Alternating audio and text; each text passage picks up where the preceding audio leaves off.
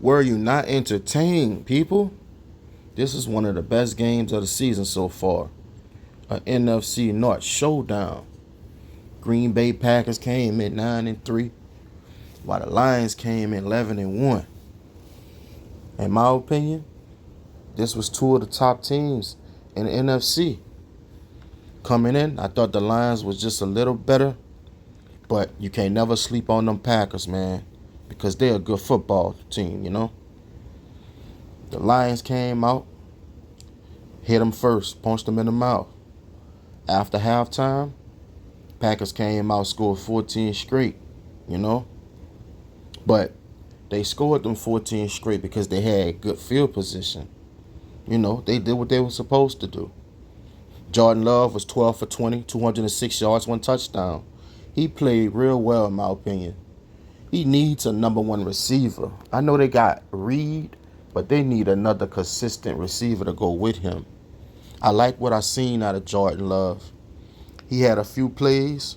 When the pocket broke down, he stepped up and delivered some beautiful passes. He also had a few plays where he took off with his legs. It was a good game by Jordan Love. But the story of the game was Josh Jacobs. When Aaron Jones went to Minnesota, everyone was like, how the running game gonna look? The Las Vegas Raiders, they kind of gave up on Josh Jacobs. Ain't that many teams really wanted him like that. The Packers took a chance on him, and he brings another dimension to this team. Powerful running, 18 carries for 66 yards, 3 touchdowns. The guy had 8 missed tackles in this game. He leads the NFL with 84 missed tackles. It's hard to bring him down, man. He's short, stout, and he's a powerful runner. You go all the way back to his days at Alabama. He was cold, man. He been cold. Christian Watson had 4 catches for 114 yards. He was getting loose, but he needed someone else to help him. The tight end Tyler Kraft had 3 catches for 41 yards and a touchdown. Packers defense overall, they played pretty well. Nixon had a nice pick. Rashawn Gary had a sack. As a team, they had 298 total yards, 199 passing to go with 99 rushing yards. But this is where the Packers lost the game, in my opinion. They only had 18 first downs, and they got dominated with time of possession. They only held the ball for 24 minutes, and they only ran 45 plays. Going up against a team like the Lions, you must possess the ball longer than that, because the Detroit Lions have a top 3 offense in the league. They got the best offensive line, and they just a complete football team. The Packers are going to be good, though. They're a pretty good team. Now let's get to the Detroit Lions. What more can I say? These boys going to New Orleans, man. Real talk. I don't see no team beating them in the NFC. The Lions have won 11 straight games, even with all the injuries on defense. And I mean, they got a lot of guys out on defense. I don't know how they doing it. They just keep finding ways to get it done. As a team, they had 391 total yards, 280 passing yards to go with 111 rushing yards. They be moving them chains, man. They had 27 first downs, 7 for 15 on third down. That's how you win, folks. This team, they gutsy. I love watching this team, man. They never play conservative, always aggressive. You gotta be who you are, and that's what the Lions do. They go for it on fourth down. They were 4 for 5 on fourth down. That's what it's about. Believe in your play caller, believe in your players, and go get it done. And that's what they've been doing all year. Don't you know? This team ran 76 plays. That's crazy. They held the ball the whole game, man. They dominated time of possession.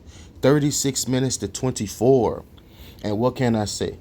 Jared Goff, I call him young Joe Montana, because he be slaying that thing, but he be managing the game at the same time. He don't really do anything special. They run the same plays. They just know when to run them and who to run them for.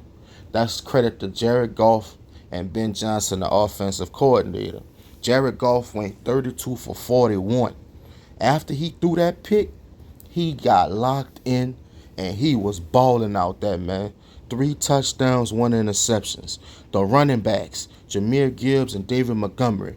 Man, I swear, they the best 1-2 punch in the game. Speed and power. You know what I'm saying?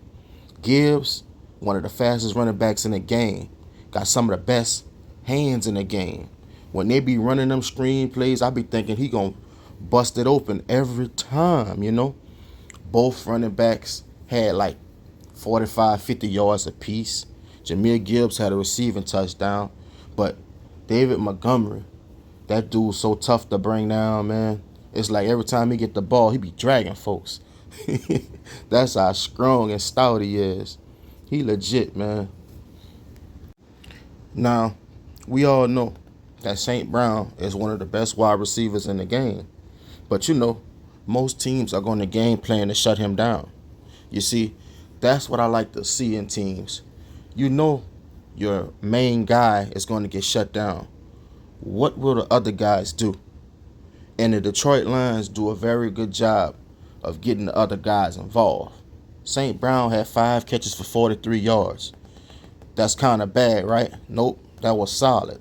He had a few key catches at the end of the game, you know. Laporta, the tight end, one of the best tight ends in the game, 5 catches for 54 yards. And Jameis Williams, one of the best wide receivers in the game too, 5 catches for 80 yards. But you know who makes this offense go? I said this when he first got to Detroit. Tim Patrick. This guy was with the Broncos. In my opinion, he was their best receiver for a good little part with the Broncos, you know. 6 catches for 43 yards, 2 touchdowns. He's legit, man. If you double Brown or you double Williams, he will hurt you every time. He's a deep threat, but he also can run routes, and he got big hands, man. He's legit. Good route runner, too. He was the perfect complementary piece to go to this team, you know. Good win by the Detroit Lions, though, man. Good win. This Sports Savvy TV, y'all let me know in the comment section what y'all think of this game. And can the Detroit Lions get to the Super Bowl in New Orleans, man? Real talk. Until next time, I'll see y'all on the next one, people. Peace.